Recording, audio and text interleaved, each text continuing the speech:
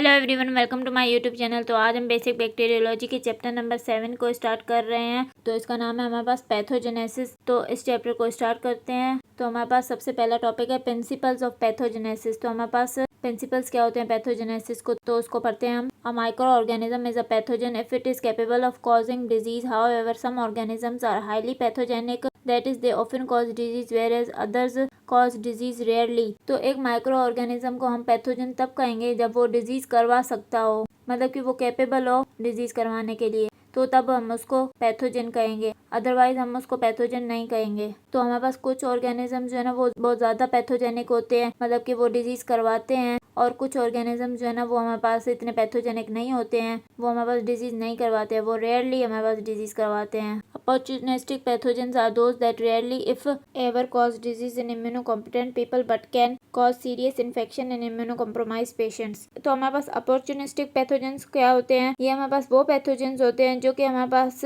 Rarely कोई disease करवाते हैं इम्यूनोकॉम्पिटेंट पीपल में, मतलब वो लोग जिनका इम्यून सिस्टम बिल्कुल सही है उनमें ये रेयरली कभी कभार कोई डिजीज करवाते हैं। लेकिन ये जो इम्यूनो कम्प्रोमाइज पेशेंट्स होते हैं ना उनमें ये सीरियस इन्फेक्शन करवा देते हैं, मतलब कि वो पेशेंट्स जिनका इम्यून सिस्टम पहले से ही वीक है तो उसमें इन अपॉर्चुनिस्टिक पैथोजेंस को मौका मिल जाता है, वो सीरियस इन्फेक्शन करवा देते हैं इनमें। These opportunists are frequent members of the body's normal flora। ये जो हमारे पास अपॉर्चुनिस्ट होते हैं ना, ये हमारे पास जो है ना बॉडी के नॉर्मल फ्लोरा के ही मेंबर होते हैं। The origin of the term opportunistic refers to the ability of the organism to take the opportunity offered by reduced host defenses to cause disease। तो अपॉर्चुनिस्टिक नाम ही हमने क्यों रखा है इनका, क्योंकि जब हमारे पास जो बॉडी के होस्ट डिफेंसेस होते हैं ना वो कम हो जाते हैं तो इनको मौका मिल जाता है, ये क्या करते हैं फिर डिजीज करवा देते हैं उन पेशेंट्स में जिनका इम्यून सिस्टम वीक होता है।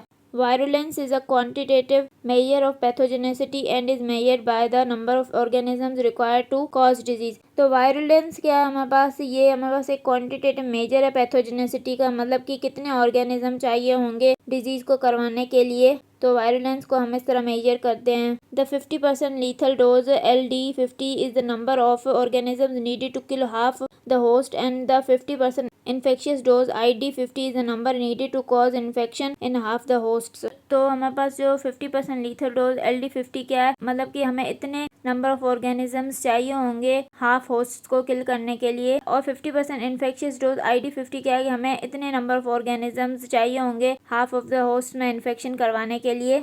Organisms with a lower LD50 or ID50 are said to be more virulent than those with a higher LD50 or ID50 because fewer organisms are needed to cause death or disease। तो वो organisms जिनका जो है ना वो LD50 या फिर ID50 कम होता है ना वो ज्यादा वायरुलेंट होते हैं एज कम्पेयर टू वो ऑर्गेनिजम्स जिनका LD50 और ID50 ज्यादा होता है। थोड़े से ऑर्गेनिज्म चाहिए होते हैं डेथ करवाने के लिए या डिजीज करवाने के लिए। The infectious dose of an organism required to cause disease varies greatly among the pathogenic bacteria. तो हमारे पास जो इन्फेक्शियस डोज है ना एक ऑर्गेनिज्म का डिजीज करवाने के लिए वो हमारे पास वेरी करता है डिफरेंट पैथोजेनिक बैक्टीरिया में, मतलब कि हर बैक्टीरिया में डिफरेंट डोज चाहिए होगा, मतलब कि किसी बैक्टीरिया का कोई इन्फेक्शियस डोज होगा, किसी बैक्टीरिया का कोई इन्फेक्शियस डोज होगा, मतलब कि ये वेरी करता है। For example Shigella and Salmonella both cause diarrhoea by infecting the gastrointestinal tract, but the infectious dose of Shigella is less than 100 organisms whereas the infectious dose of salmonella is on the order of 1 lakh organisms।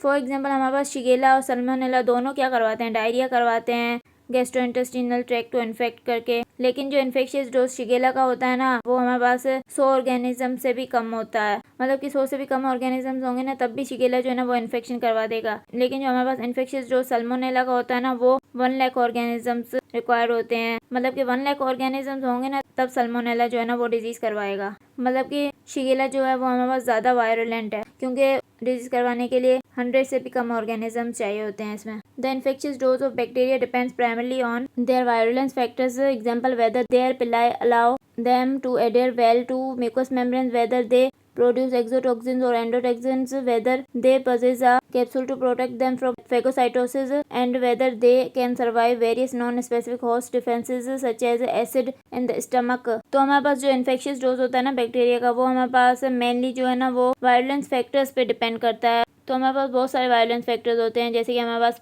बहुत सारे bacteria के पास पिलाई होता है weather वो apply उन bacteria को allow करता है कि वो अच्छे से म्यूकस मेम्ब्रेन्स के साथ एडेयर हो जाएं, वेदर वो बैक्टीरिया एक्सोटॉक्सिन या एंडोटॉक्सिन प्रोड्यूस करते हैं या नहीं, वेदर उनके पास कोई कैप्सूल है जो उन्हें फेगोसाइटोसिस से प्रोटेक्ट कर रहा है, वेदर वो हमारे पास जो है ना सर्वाइव कर पाते हैं नॉन स्पेसिफिक होस्ट डिफेंसेस में, जैसे एसिड होता है ना स्टमक में, उसमें वो सर्वाइव कर पाते हैं या नहीं। मतलब ये सारे वायलेंस फैक्टर्स हैं, इन सब पे जो है ना वो इन्फेक्शियस डोज बैक्टीरिया का डिपेंड करता है। There are 2 uses of the word parasite. तो हमारे पास जो वर्ड पैरासाइट है ना उसके हमारे पास 2 यूजेस होते हैं। Within the context of this chapter the term refers to the parasitic relationship of the bacteria to the host cells, that is the presence of the bacteria is detrimental to the host cells. तो हमारे पास इस chapter में जो है ना वो कुछ ऐसे बैक्टीरिया भी बताए हुए हैं जो कि पैरासाइट की तरह एक्ट करते हैं, जो कि होस्ट सेल में प्रेजेंट होते हैं और होस्ट सेल्स को नुकसान पहुंचाते हैं। Bacteria that are human pathogens can be thought of therefore as parasites. Bacteria जो कि हमारे पास ह्यूमन पैथोजेंस होते हैं उनको हम फिर सोच सकते हैं कि वो पैरासाइट की तरह भी बिहेव कर सकते हैं।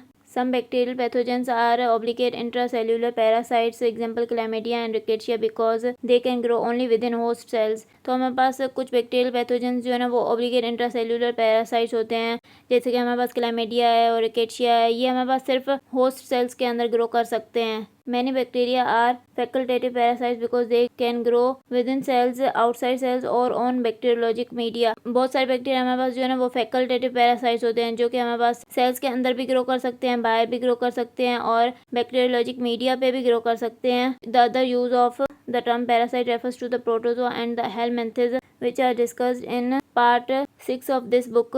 एक तो हमारे पास जो यूज था ना टर्म पैरासाइट का वो बैक्टीरिया के साथ था कि कुछ बैक्टीरिया पैरासाइट के जैसे बिहेव करते हैं, और दूसरा यूज जो है ना वो हमारे पास पैरासाइट का प्रोटोजोआ और हेलमिंथेस के साथ रेफर्ड है। तो जब हम इस बुक का जो पार्ट 6 है ना पढ़ेंगे ना तब हमारे पास ये डिस्कस किया होगा दूसरा यूज टर्म पैरासाइट का, तो तब हम इसको पढ़ेंगे। आई होप कि आपको समझ में आ गया होगा। अगर आपको मेरा लेक्चर पसंद आया तो प्लीज़ मेरे चैनल को सब्सक्राइब करें, लाइक करें और बेल आइकन को प्रेस करें। Thank you.